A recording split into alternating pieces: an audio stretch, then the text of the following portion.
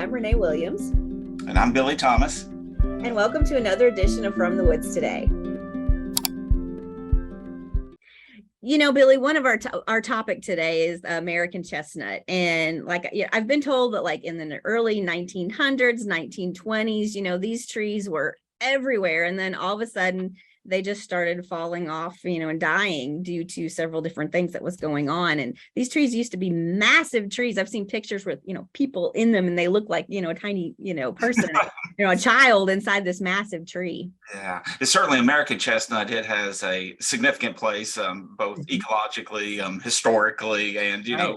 even today, really, because people are still working really hard to try to bring back that species. And we're all about American chestnut today. This is a topic that's really important to a lot of folks. And, working with woodland owners, Renee, this is something I hear all the time. People are looking for, can I plant American chestnut? Where can I find them? What can I do to try to help? So fortunately, today we've got a bunch of experts here that have got a lot of information about American chestnut and how you can make a positive difference in its recovery. Thank you all for being with us today. If you're joining us via Zoom, you can use the chat function to interact with us. And if you're on Facebook Live, please use the comment section and we'll interact with you there. But I'm really excited about today's show because we have the tree of the week is going to be featuring American chestnut. Of course. Thanks to Laurie for putting that together. And we'll get to that in a moment. Then we have Dr. Ellen Crocker with some folks, including Jimmy Sizemore and Ken Darnell, who are with the Kentucky chapter of the American Chestnut Foundation, as well as a TED Talk from Rex Mann, who was a former president of the Kentucky American Chestnut Foundation, talking about that kind of the historical development of that. So it's a really good show. We're really excited to have everybody with us. And thank you all for taking the time out of your all's day to be with us today. Definitely. We greatly appreciate you joining us. And, we do have a loaded show, so let's go ahead and get started with our tree of the week, kind of a little introduction to American chestnut. Yeah, Laurie's going to lay the foundation for the rest of the show. So big thanks to Laurie for putting this together. She couldn't be with us. She's still dealing with the national wildlife habitat evaluation program that's going on, but she did put this together for us. So I'll go ahead and get that going, Renee. Wonderful.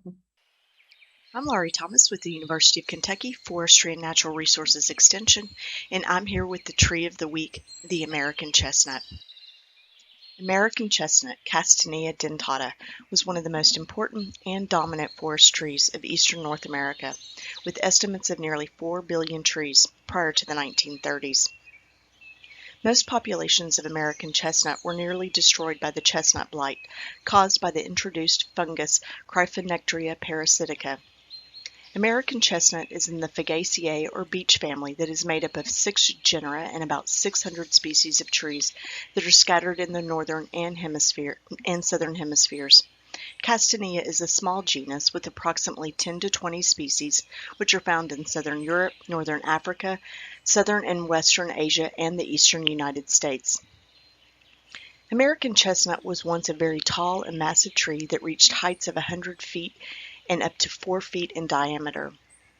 Today, however, it is usually found as a smallish stump sprout of about 20 to 40 feet tall due to the chestnut blight. American chestnut was an important timber tree and wildlife tree, and additionally the nuts were an important food source for humans within its range. American chestnut's natural range was from Maine to Mississippi, from the Piedmont Plateau in the Carolinas west to the Ohio Valley. In Kentucky, it was most common in the Appalachian sections and extended westward across the state on non-calcareous soils and was mostly absent from the bluegrass. It was typically found in both dry and mesophytic forest on a variety of well-drained soils. Chestnut is a fast-growing tree that is thought to have grown best in full sunlight to light shade. While American chestnut was decimated by the chestnut blight, it is still found in the woods today, mostly as stump sprouts that eventually are impacted by the blight, causing large deforming cankers on the stem that eventually leads to death. The chestnut blight, which was caused by the fungus Cryphonectria parasitica, was accidentally imported from Asia in the early 1900s, when Japanese chestnut trees were imported for cultivation. It was first found in the New York Zoological Gardens in 1904. By 1913, enough American chestnuts had been wiped out that the USDA began investigating. The Japanese and Chinese chestnuts showed some disease resistance, at least enough to keep it from becoming fatal. Unfortunately, the American chestnut had no resistance, and by 1940, more than 3.5 billion trees had been impacted or lost to the blight. The chestnut blight fungus causes cankers, dieback, and ultimately death of above-ground parts of American chestnut. Formation of cankers and death of branches or stems may occur in a single season. Today, there is tremendous research being done to help restore the American chestnut. The leaves are alternately arranged on the stem and simple in form. They are oblong to lanceolate and between 5 to 8 inches long. They are pinnately veined, which means like a feather, with sharp and coarsely serrated margins. And each serration has a bristle tip, as you can see in the photo. They are dark green above and pale below, and fall leaf color is yellow to gold. American chestnut leaves can be confused with American beech leaves, but beech leaves serrations do not usually have the bristle tip. American chestnut is monoecious, meaning a tree has both male and female flowers. The male flowers are very small, pale green to white, occurring along 6 to 8 inch long catkins. The female flowers are at the base of the catkins and close to the twig. The flowers bloom in late spring to early summer, and the flowers are wind pollinated. The fruit is a large, distinctive, round, spiny husk. The spines on the husk are very sharp. It is usually 2 to 2.5 inches in diameter, and it contains 2 to 3 shiny chestnut brown edible nuts. The nuts are 1.5 to 1 inch in diameter, round and usually flattened on 1 or 2 sides. They ripen in early fall, and the fruit was dispersed by gravity and wildlife. The bark is chestnut brown and smooth on young stems, and as the tree grows and ages, the bark develops shallow fissures with flat ridges, eventually developing into distinctive large interlacing ridges and furrows. The wood is strong, lightweight, and decay resistant. The heartwood is light to medium brown, and the sapwood is pale with white to a light brown. This species is ring porous with large early wood pores. Those are the vessels produced in spring and early summer. With numerous late wood pores, those are the vessels produced later in the growing season, which tend to be much smaller. Wormy chestnut is wood that has been damaged by insects, leaving holes and other discoloration in the wood. Chestnut is rated as very durable. Chestnut wood is not common due to the blight and is relatively valuable. Today, wormy chestnut in particular is salvaged from old barns and other structures. American chestnut was a valuable wildlife tree. The fruit was a reliable and widely available food staple for deer, bear, turkey, and other small mammals such as the white-footed mouse, which were important food source for other predatory species such as fox, owl, hawks, and snakes. The foliage was larval host for more than 125 different lepidopteran species. American chestnut was a valuable tree for its ecosystem services as well as its use by humans. Chestnut seed crops were extremely important for feeding humans and livestock. It was a significant contributor to rural agriculture economies. Hogs and cattle were released into the woods prior to market to feed and fatten up on the nuts in the fall. The nuts were also gathered for the holiday season, where they were transported to major cities to be roasted or sold fresh. The wood was prized because it is light, strong, and decay resistant. The wood was used for furniture, decorative trim, and construction. During colonial times, chestnut was the preferred wood for log cabin foundations, fence posts, flooring, and caskets. It was also later used for railroad ties and telephone poles, many of which are still in use today. And the bark was used for tanning leather. According to the National Registry of Champion Trees, the largest American chestnut, as of 2021, was in Thurston, Washington. It is 237 inches in circumference, 93 feet tall, with a 94-foot crown spread.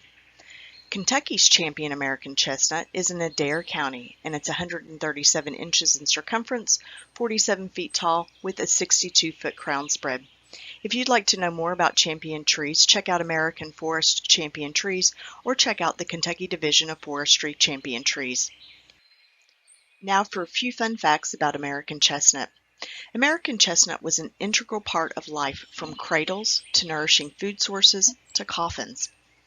Native Americans used various parts of the tree medicinally for more than 30 different documented ailments, including whooping cough, heart trouble, and rheumatism. Late 19th century newspapers featured articles about railroad cars overflowing with chestnuts as they entered major cities to be sold fresh or roasted. In 2015, the Maine Forest Service measured what they believed to be the tallest American chestnut today in Lovell, Maine. It was 115 feet tall. The scientific name for American chestnut is castanea, which is from the Greek castania, which means chestnut, and dentata is from Latin, which means toothed, referring to large teeth or serrations on the leaf margins.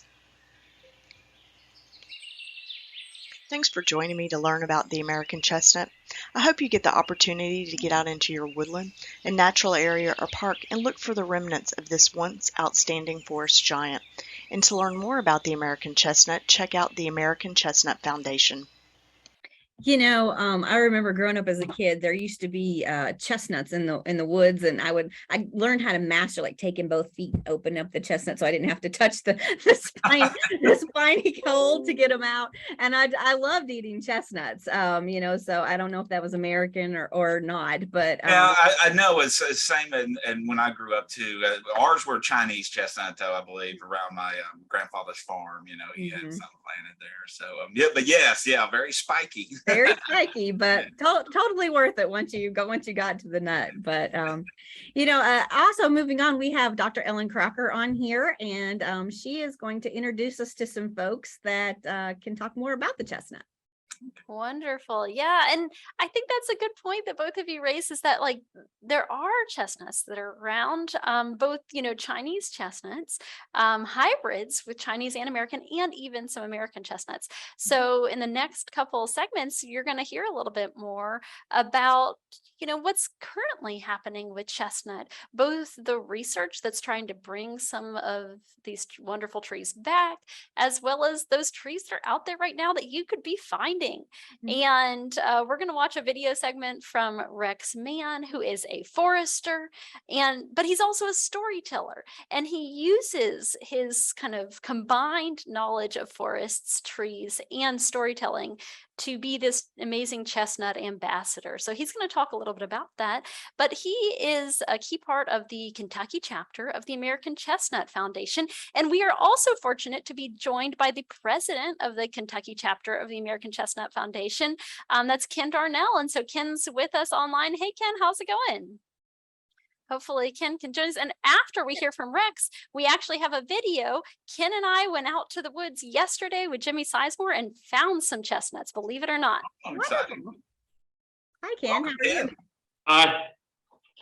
So Ken is the foremost chestnut hunter, not just in Kentucky, but in the world, as far as I know. Ken has more chestnut observations than anyone, but he's also the president of the Kentucky chapter. And so Ken, do you want to just talk a little bit about what that is and how folks could learn more if they're interested?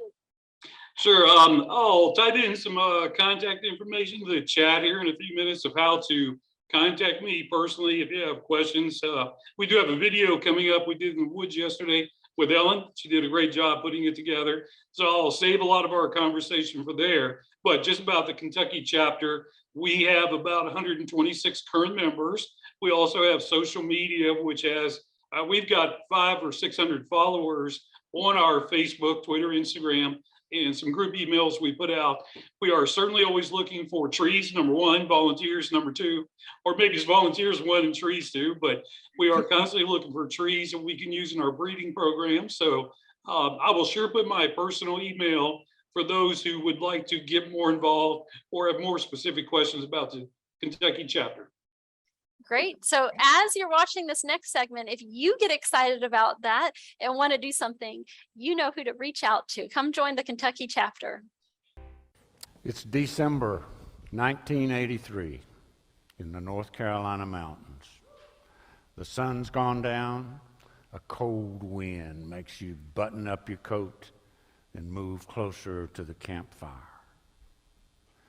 My 2 young sons and 3 nephews are circled around that fire, smelling the wood smoke, listening to the fire pop. All eyes are fixed on my dad, Howard Mann. He's a mountain of a man in his old brown hunting coat, overalls, flannel shirt, black logging boots. He's telling about a way of life that existed in those mountains for 200 years, closely tied to this tree, the American chestnut. He's talking with great passion about what the tree meant to his people, its huge size, the wonderful wood used for everything, from cradles to coffins, and the never-failing crops of chestnuts that nurtured the mountain people, their livestock, and abundant wildlife that they depended on.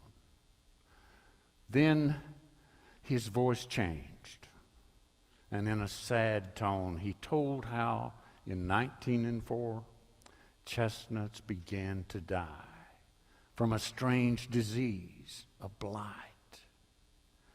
In just 40 years, all 4 billion American chestnuts were dead.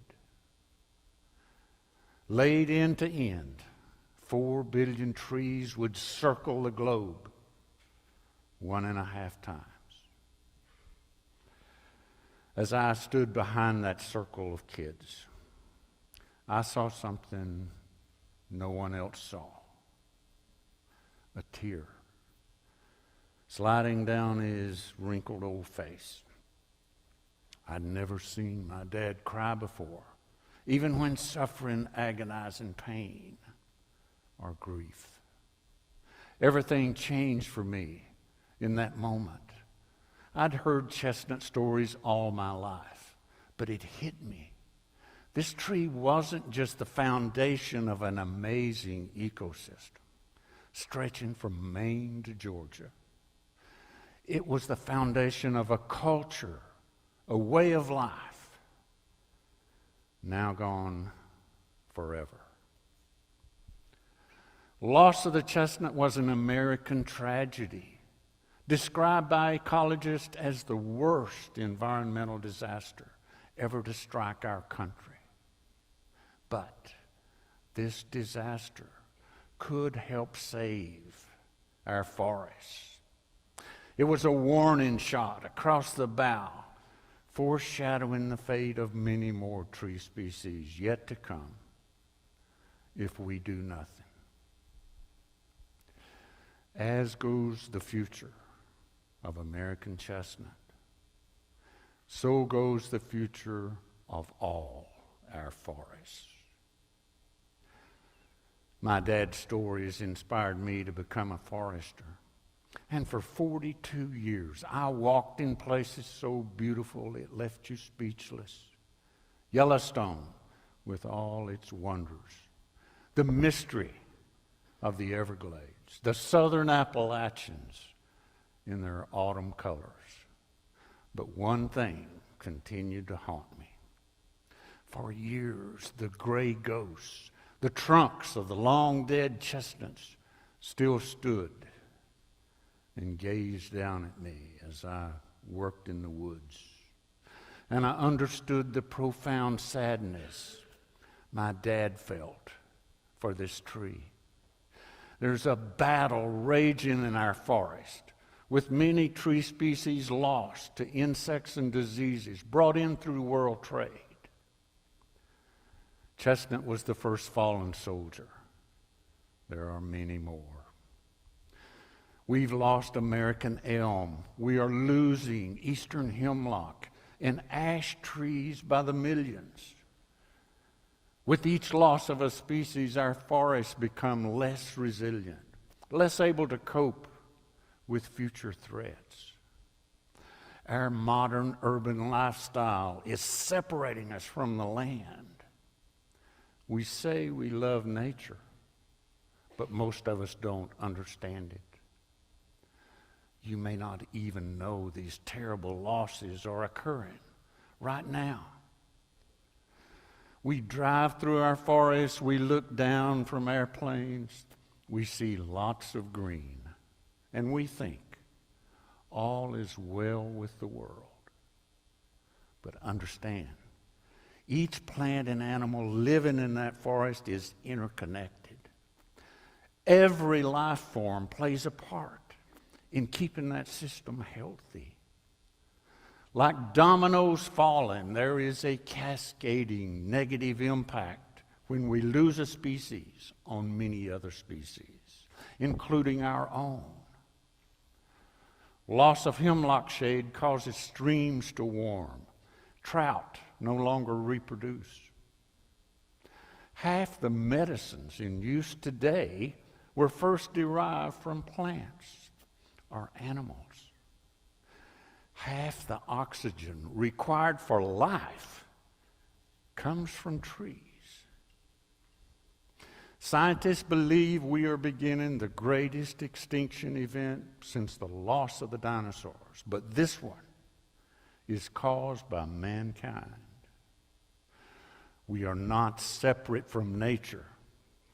We have basic needs that can only be supplied by forests. We allow species to disappear at our own peril. I do have some good news. Chestnut is still beloved in Appalachia. For 35 years, dedicated citizen scientists, volunteers, have implemented a breeding plan laid out by a world-famous plant breeder based on sound science. The techniques involved have been used for decades to breed disease resistance into our food crops, but they've never before been used on a tree. The chestnut we're developing is basically pure American in how it looks and how it grows, but now genes that convey disease resistance are incorporated into that tree. For the first time in history, science and technology have advanced to a point where we have the tools to restore much that we're losing. We have the wealth as a nation. We have the means. But do we have the will? Our government will not restore these trees we're losing. Too many demands on our treasury. That leaves you and me to do the job. I don't know how long I have to spread the word. When I retired in 2007, I was diagnosed with stage 4 non-Hodgkin's lymphoma. It was in my bone marrow, and after 5 months of awful chemotherapy, it went into remission. It struck me that what was happening to my body was similar to what's happening in our forests. When a disease enters a system, it can be treated and go away, or it can spread like wildfire, sparking other diseases.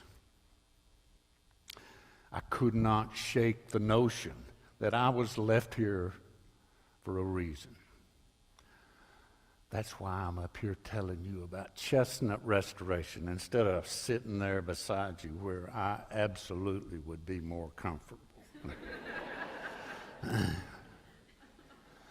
I'm not the hero of this story. You are. In just a few years, we'll begin to put this new chestnut back into the woods. Restoration is not as simple as just planting trees. It's very complex. But here's how you could help. You can spread the seeds of this movement with your social media technology. Things an old dinosaur forester has no clue how to use. I'm trying. I am trying. Thank God for grandkids. I can furnish information, but I need your help to spread this story. If we do nothing, this extinction event will gather steam, more species will be lost.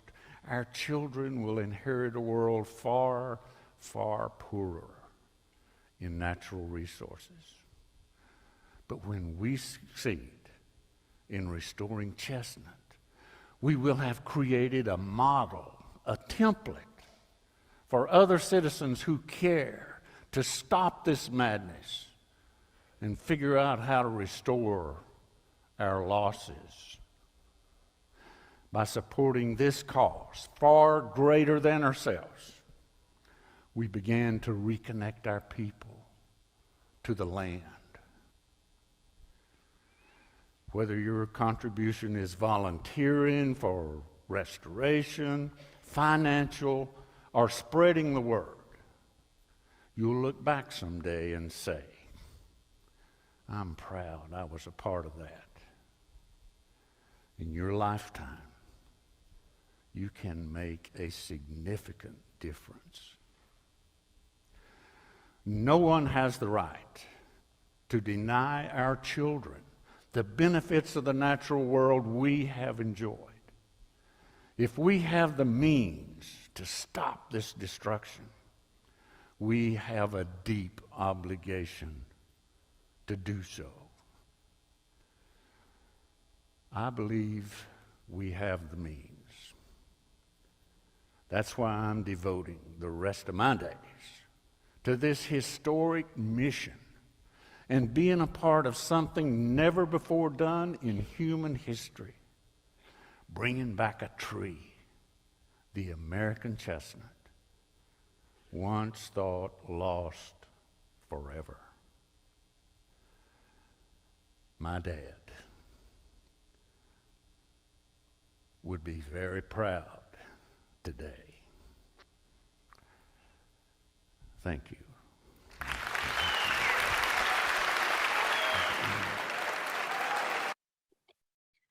Wow, what a powerful message.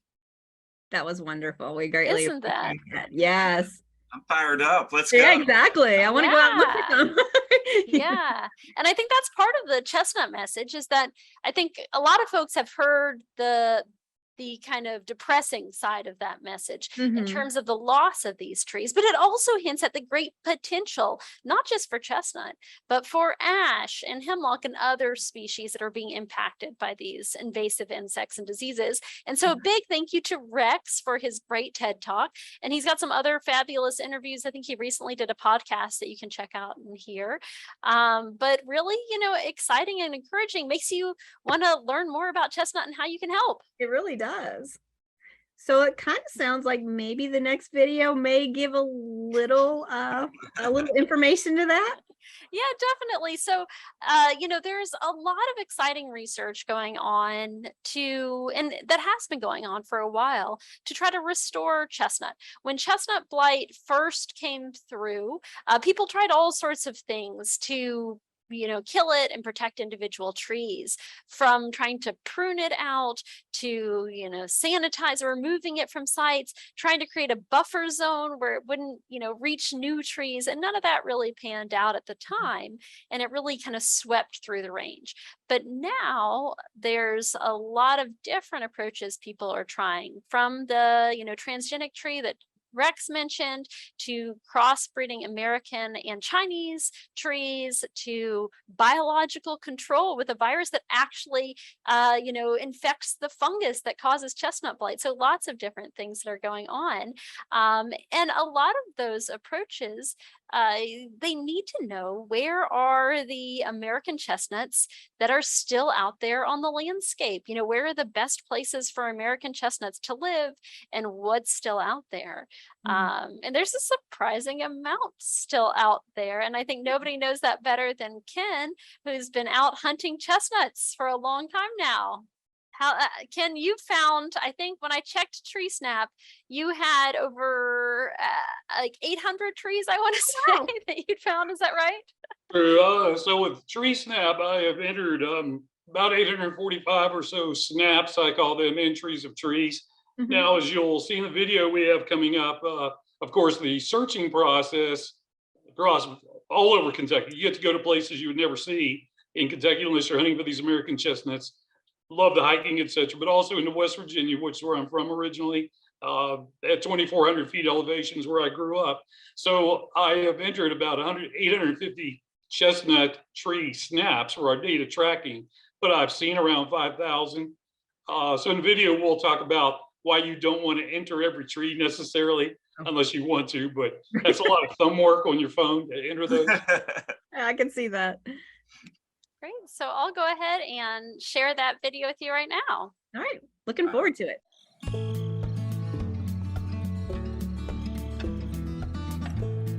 Have you ever found an American chestnut? While most people have heard the story of these giants of the past who were wiped out by an invasive blight, what you might not know is that there's still a lot of American chestnut around. Whether you're in your woods or hiking around on a trail, you might be passing these trees, or at least smaller versions of them, and not even know it. Today we're going to learn a little bit about the process of hunting for American chestnut and reporting those trees if you do happen to find them. We're going to go out in the woods with two very experienced chestnutters who have lots of reports. In fact, the #1 chestnut finder on the TreeSnap app. Hi, I'm Ken Darnell, president of the Kentucky chapter of the American Chestnut Foundation. We're here today to talk about American chestnuts, and we're here to focus on TreeSnap and the use of TreeSnap in the searching process to find the trees, then the data entry to track and map the trees. And I'm Jimmy Sizemore, here again with Ken and Ellen in the Red River Gorge. I'm also a member of the Kentucky chapter of the American Chestnut Foundation, also the Kentucky Woodland Owners Association. And I know we're going to talk a lot about TreeSnap today. TreeSnap is a tool that I use, and when I'm out in the woods, I use it a lot for American chestnuts, but also some other species as well. And I think it's a very valuable tool.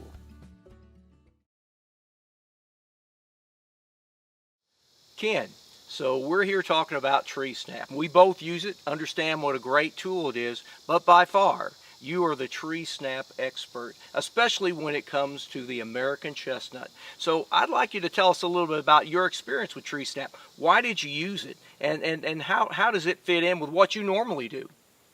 Yeah, so good question, and that's a long story. So the past 3.5 years, I've been using TreeSnap pretty much since TreeSnap came out and was introduced to us. We're going out to cover as much ground as we can. That's usually via trails, and we're going out to find as many wild American chestnut trees as we can. So it's work, but it's also a lot of fun because the plus is I have seen parts of Kentucky. I've been on trails, I've been on cliff tops, I've been on side paths, I've crawled under laurel in places, climbed up cliff crevices, places that I never would have gone otherwise if you're just doing your typical, occasional hike. So the value of it for the work part is to search for trees and find, well, kind of two parts, to find where they do grow and to find where they do not grow. So your searching process kind of tells you both.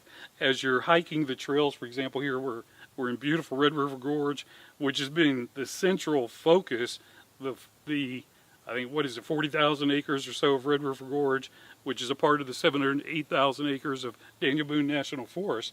There's a lot of places to go. So hiking the trails allows you to do two things. It allows you to cover a lot of ground to search, and if you select the trails that follow the ridge tops where American chestnuts tend to grow, then you're putting yourself where you might find trees, but also part of that is where you don't find trees, that leaves a hole in the map that you plot to tell us that trees don't grow, like along the creek beds, for example. They tend not to grow. The other part of searching for American chestnuts is the fact that it's a lot of fun for exercise. I'm retired now after a long career as a plant manager in the wood business. If I'm home, I'm drinking coffee on the computer and nibbling on snacks and things, and I've got to have something to get me out and burn some calories and keep in shape. And while I still have a lot of energy left, I want to cover as much ground as possible. You mentioned hiking. That word keeps coming up. And, that's the way that you typically would use it. Me too. I'm out hiking, and I just happen to see a chestnut, and of course, we've got our handy phone. and we don't even have to have service, and we can use that phone to do something that's really important while we're out there just having a blast anyway. Another thing that you mentioned that I think is, I've done it myself. I maybe I want to know if there are chestnuts in this particular area. I've looked at a deed, or my father or someone has told me, I remember chestnuts, and so I go back to just see. Now that's where I'm actually intentionally going to an area looking for something, and you've certainly done a lot of that. But also, you've done it just while you were out hiking anyway, in areas that you just wanted to visit. It gives you an incentive, if you would, to go some places, maybe, and hike some trails that you've never hiked before. But also, it's just, you've got the tool right here with you when you're out just, maybe you don't have an intent of actually finding a tree that day. I know I have found a lot like that, where I'm just walking along with some people and I say, hey, that's an American chestnut. The important part, and the more you search, the more you study the topography of Kentucky, because chestnut trees grew from east to west, from the West Virginia border to LBL, land between the lakes, in the southern region. Chestnuts did not grow, and still do not grow well, in the bluegrass section of the state. It's limestone and sweet soil that chestnuts want to have sandstone soil, generally 1,000 feet and higher, but we find them also at 600 and 800 feet as you kind of go toward the west. So part of the fun of it is you now start searching things, maps like All Trail, even your TreeSnap.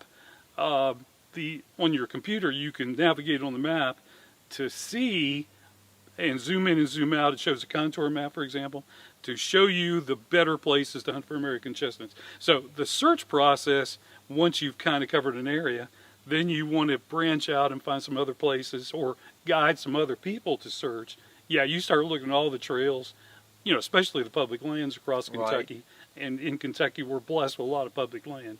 Part of the fun is to get out the fun of the hunt. If you're a collector, I'm a collector by nature, collect certain things. But the fun of the hunt, the search is really cool. Again, when you might cover a trail and go a good distance, and you're going, gee, there ought to be a chestnut tree here. You're just not finding them. You try to go over the points, the rock cliffs, and look down, and finally you will get into an area that has several chestnut trees. That's good. Then the main thing we're searching for out there is trying to find larger trees. We got a larger tree we're going to look at here in a second, but we're really looking for quantities of trees to help us in Kentucky, to help our scientists understand where they grow, and of course obviously where they grew in the past. But we're also looking especially for larger trees that can bloom. American chestnut trees bloom mid to late June every year, well after the frost, which is good. Prevents frost damage to their flowers and nuts. So we're looking for those larger trees to use in our breeding program. The American chestnut trees in the wild, they're so scattered and so few. I mean, a tree, what we call a large American chestnut tree now, is at least 3 or 3.5 inches to 10 inches. To find an American chestnut tree past 10 inches in diameter before the blight kills it is really rare. Really, really rare. Even to find one 7 inches and bigger diameter breast height is really rare. So when we find those few trees, they're not close enough to pollinate each other. So we'll find a tree here. So for example, from where we're standing, there's a tree right here along the road. Then we have trees on the far ridge. We have trees 4 miles out this way that I have found through the TreeSnap process and hiking. Then we come back and check them to find out which ones are flowering. We have to time it to the maximum ripeness of those flowers to gather pollen from one tree, carry it, there's some processing, carry it to another tree, like the tree right here, to pollinate by humans, because they're too far apart for the insects or winds to pollinate. So we're definitely looking for a number of trees, but especially for the larger chestnut trees. So if any of the more hikers we have, and we're going to talk about that more here shortly, but especially if somebody finds a larger chestnut tree, 4 inches and larger, let us know, because we sure want to come see that tree so we can use it in our breeding program. You know, Ken, you really hit on something extremely important there when you're looking for these trees, you know, so that you could possibly use the app. You know, at one time, you know, this tree was extremely common. You know, you hear all this stuff, you know, 1 in 4 trees. The reality, 4 billion trees. Now, we know from some of the recent research that we've got about 1% of that. We've got maybe 438 million trees, but most of those trees have a diameter of less than 1 inch. And so, you know, but what you're going to do is most of the time when you're walking along, that's about, you know, these things are going to be at eye level. They're not going to be very big. If you find one of those small ones, though, the likelihood of looking up and seeing a larger one, well, you know, it's that your chances have really increased right there. And so again, you know, having that phone out, being aware of how to use that, you know, walking along and you're taking pictures and you're hiking, you're enjoying it all. Once you see something that, wow, that's an American chestnut. I wonder if there are any others. There's kind of 2 parts to finding a tree that can flower. So number one, you're going to find a lot of trees under the canopy in the shade. And those are going to be the smaller trees for sure, because American chestnuts can kind of hang on, grow very slowly under the canopy, but chestnut trees grow best in the sunlight. So I want to search to find an area. You said it very well. Where are there chestnuts? Then I start looking for, plot a few of those, of course. Then I start looking for where is there sunlight, where is there an opening. So for example, here, we're right along the gravel Tunnel Ridge Road. Just so happens to be a nice chestnut tree right over here that is flowered. We've collected pollen from the past 3 years. But the main thing to find the larger trees is to find a sunlight opening. That could be where some trees have fallen in the forest. Chestnuts, if you have a sprout there, will shoot up. But I spend a lot of time going out on the cliff edges. I don't get too close, my feet start tingling. So, but I get close enough, hang on a tree to, you know, some of the cliffs are sheer, but a lot of the cliffs are kind of benches and have chestnut trees growing there. So when you have the cliffs, you have a chance of the sunlight getting to the trees and a better chance of finding the larger trees that can bloom. So that's part of, again, how to hunt. You can find quantities under the canopy, but we tend to find our larger trees where there's a sunlight opening. And the other point you made is very good. There's just not that many survivors, but there are more survivors than the average person thinks. When I run across somebody on the trails, we start talking about chestnuts. What are you doing? Kind of question. I'll say I'm hunting American chestnuts. Oh, I thought they were extinct. Well, functionally they are in terms of they do very little pollinating to breed by seeds. But fortunately that chestnut blight does not live in the soil. And that lets the roots of the chestnuts continue to grow from the previous trees that have died. Then American chestnuts are coppice sprouters in the buds at the root collar. So chestnut trees are very good sprouters to send up new shoots.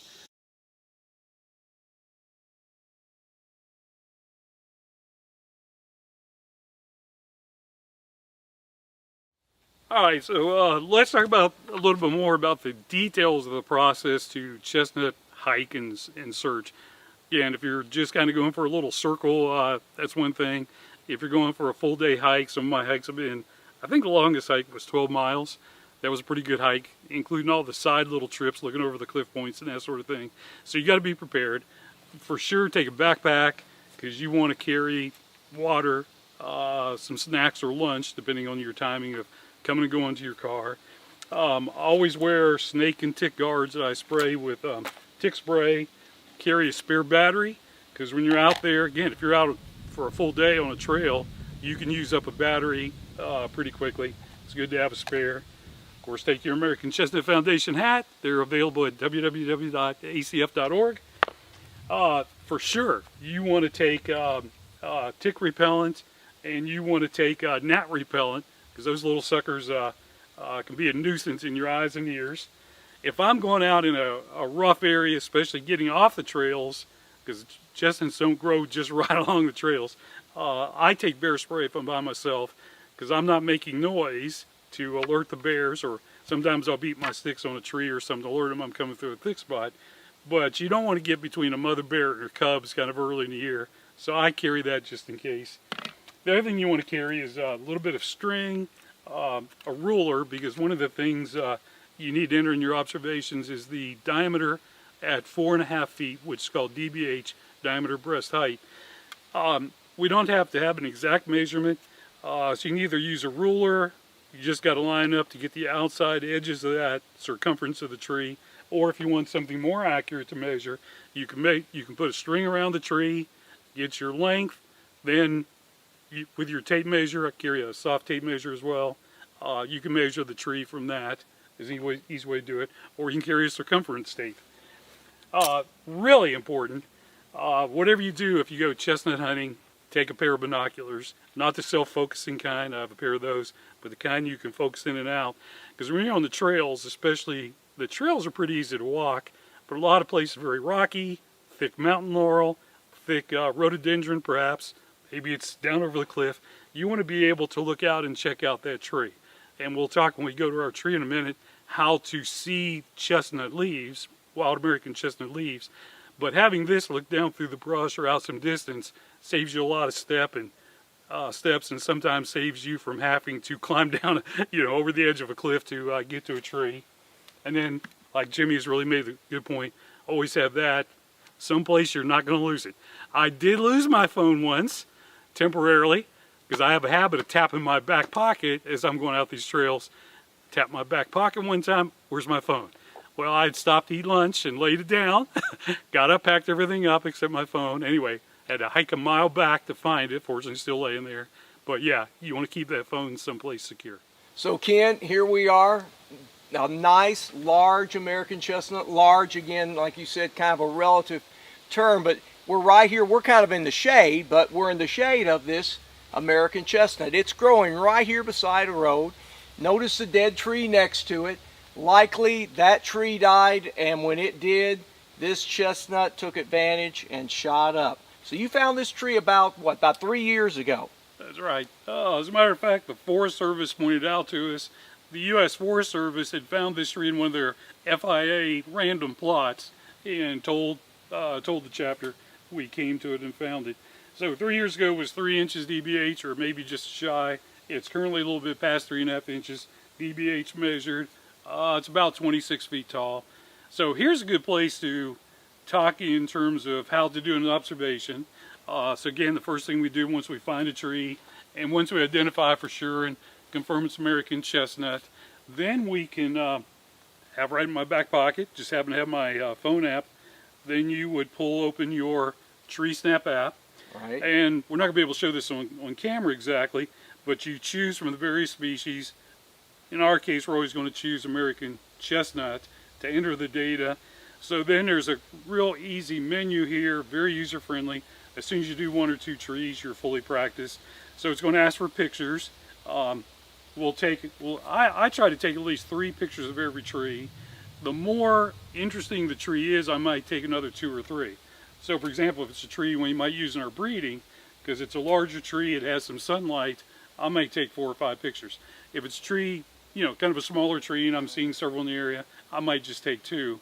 But the most important thing is to confirm it's chestnut, because again, there's things out in the woods that look like American chestnut. Right. Beech looks like American chestnut. Sawtooth oaks, normally those are planted in parks, those look like American chestnut. So do be careful. Chinese chestnuts, we don't want to tree snap Chinese chestnuts. We don't want them. You're going to see those if you find a tree in somebody's backyard, a park, some public planting, cemetery. It's going to be almost always Chinese chestnut. So you want to again learn how to identify the American. Then we're going to take a picture of the top of the leaf plus the end of the twig. So by looking at the top of the leaf and the end of that twig with the buds, we can confirm if it's American or Chinese, or obviously if it's something else. Then it's always helpful to us to take a picture of the bottom of the leaves, because American chestnuts do not have very many stellate hairs on the bottom. Chinese chestnuts do. So by taking those pictures, anybody who has interest, a scientist, somebody from the chapter, somebody trying to confirm your tree, can pull up your pictures on the site. We can tell real quick if it's American chestnut or not. Once that's complete, then it just asks questions. Does it have nuts or burrs present? Does it have catkins present? Of course, that'd be in the middle of the summer to have catkins potentially. Does it have chestnut blight? Yes or no? Then it's got a couple of descriptions to enter. I hate to say it, we just found out that our tree here has just developed this summer blight at the very base of the tree. I've been watching this tree for 3 years. It's been amazing how smooth the bark has been and not allowed it to crack open to let that chestnut blight get in. But now the tree's a little bit larger, the bark starts to fissure a little bit. That's a perfect opening for the chestnut blight. So our tree is now doomed. That blight will spread around this particular tree. It probably has 1 more year, and then the blight will girdle the tree and kill it. We may come back and mud pack it, trying to slow that down a little bit, but we won't be able to save this tree much longer. Next question that you will enter is it a planted or wild tree? Well, we know it's a wild tree here. How's the canopy health? Again, there's some categories to enter. Tree diameter. Now, for our citizen science purposes, you can estimate, but always estimate at 4.5 feet above the soil level. And once you measure a time or two, or pick a place on your body that's 4.5 feet, that helps. If everybody enters the diameter at the very base at the tree swell, they will overstate the size of the tree. That will confuse our scientists in terms of how big that tree really is. So that's always a 4.5 feet. Now you can estimate it a little, just practice a little bit with a ruler. I always carry a small ruler, so you can, with a little bit of practice, you can line up the outer point, the 2 outer points, and get your diameter, and that weighs nothing. Or if you want to be a little more accurate, you can either use a circumference tape, or you can simply wrap a string and then measure your string to get the exact diameter of the tree, plotted from the circumference. But an estimate is plenty good. Main point is don't overestimate. That's common. In the comments section, I always add a few things like elevation. I check the elevation of the trees. That's helpful for our scientists and for us to know where is it growing. I'll add the aspect of the tree. In other words, what direction is the slope facing? Northeast, south, southwest, whatever that is. Then I'll put what are the adjacent species. In this case, there's a dead red maple here, some big leaf magnolias, etc. Generally in the gorge and Berea College, for example, you're going to tend to find them growing with mountain laurel, big leaf, what I call big leaf rhododendron, or big laurel, and chestnut oaks, and sourwoods. Also, blueberries are very common. If you find those species, you're going to find American chestnuts, I promise. So I always enter those kind of comments, and I also enter how much sunlight does the tree have. It's just an estimate. In this case, I would probably put this tree, including the side light, has about 90% sunlight, which is what allowed this tree to flower these past 3 years. And again, we've collected pollen the past 3 years. Now, here's the most important point of all. I learned this the hard way. That is, once you enter your snap, be sure that you, have to hit done on that, be sure that you hit this little button down at the bottom that says save. Be sure you do that, or guess what happens? It doesn't save.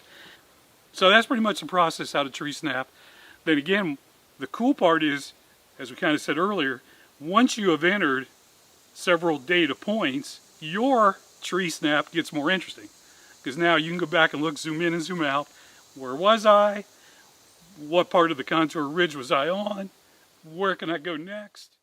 There were chestnuts in the area right here. We suspected it. We walked over here, and the first thing I saw was probably a chestnut oak, and that's a good indicator species, because many of those areas that were once dominated by the American chestnuts now have a lot of red oak and chestnut oak. And I looked, and down here at foot level was an American chestnut.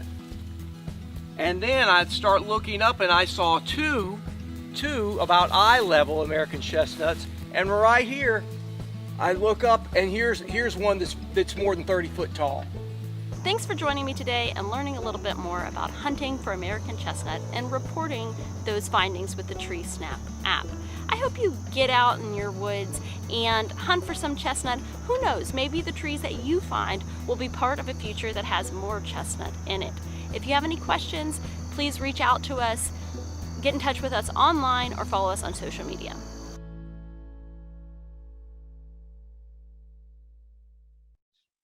Wow, that was an amazing video. You know, Ken, I have a question I have got to ask you is how do you gather pollen from these trees? It's like, do you just shake the tree? What And do you how do you pollinate them? how do you Because you've got some pollinate? good pollination Yes, tips. and how do you pollinate other trees? How do you Oh, do that? Lordy, that's a great question. That's the hardest part for sure. Bottom line is you have to climb the trees. We have a variety of ladders to, including a 26-foot folding ladder we fold out, or tall orchard ladders. Bottom line is you have to get up there, and then we use reach poles to pull the branch to us, so we can get to it, and we clip off the male catkins, take them and process them. From the male catkins, you can shake out the pollen. Then the second part is, that's a long story short. Then the second part is, once you process the pollen, you can carry it to another tree, find the female flowers. The female flowers are much harder to find, and they're much fewer because a tree has to be more mature to have a good number of female flowers. The male catkins develop earlier. Then you literally have to take that processed pollen and apply it to the female flowers, and then you keep your fingers crossed that the pollen works. But that is the hard part of this whole process. And what happens when those flowers are way high up in the top of the tree? Yeah. So Ellen's asking that question because we actually went to a tree, and it was too tall to get up to it. We could get to the lower branches. So to try to apply pollen to one of our best trees in Red River Gorge, we were just out there end of June. One of our guys went to a flower shop, took some of our processed pollen, put it in 3 different balloons. They put in helium.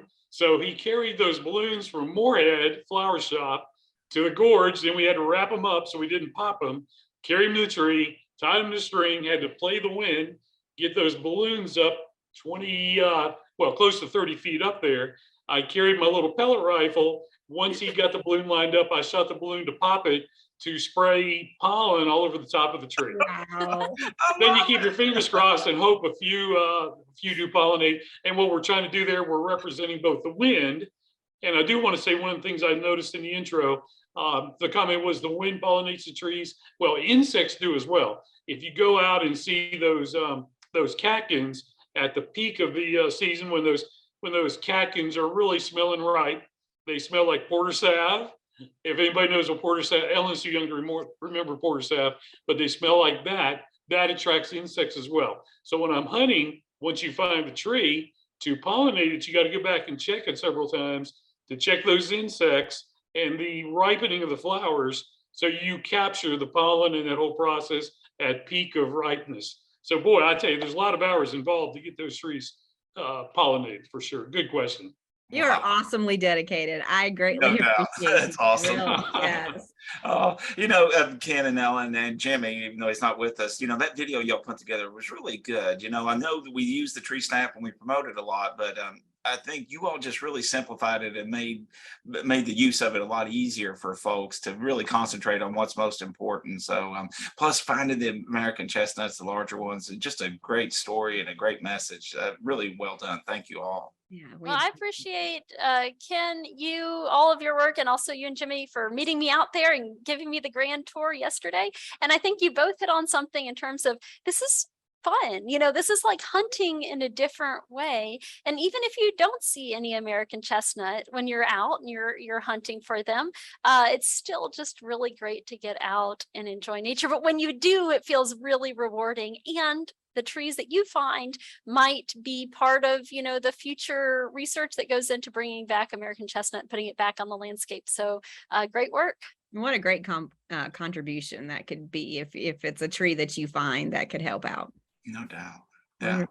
All Great right. stuff. Great stuff, guys. Thank you so much. One last point, if I can, I know time is short, but as the private landowners who are watching, the one thing that I would encourage, we kind of gave some tips on where to look, but the number one thing for a private landowner on some of the smaller woodlots we have is to talk to your neighbors, talk to hikers, hunters, loggers, foresters, people that are out. So to begin your search, the best thing, because there's a lot of private land across Kentucky, is start asking questions. Where has somebody seen chestnut trees, especially larger? Well, I tell you, that'd be the best place to start your chestnut searches. Great advice. Thank you. Excellent. All All right. right. Well, Ken, Ellen, thank you all so much. It was a great show today on a very, very cool species, very important species. And I look forward to the future of American chestnut for sure. Definitely. Well, Billy, today's show was just amazing. I love talking about that and seeing all the different, different American chestnuts out there. And, in Lori's, we had those huge pictures and then now showing, where they're smaller, but, some are still surviving. And that gives you hope that they may get big again in the future. No doubt. And, as Ken and Ellen said, now you've hopefully you feel better prepared to go out and search and go about that process. So, contribute. There's lots of space for volunteers to contribute. So jump in and make a difference as well. Definitely. And if you just want to go back and listen to From the Woods Today, you can go to fromthewoodstoday.com and rewatch this American chestnut video and learn more and be able to get involved and find them in your area. Yeah, no doubt. And please share this with others, because I'm sure there's a lot of folks that that are really interested in American chestnut. So again, thank you all for being with us on From the Woods Today. And we'll look forward to seeing you all next week. All right. Take care. Bye. From the woods today.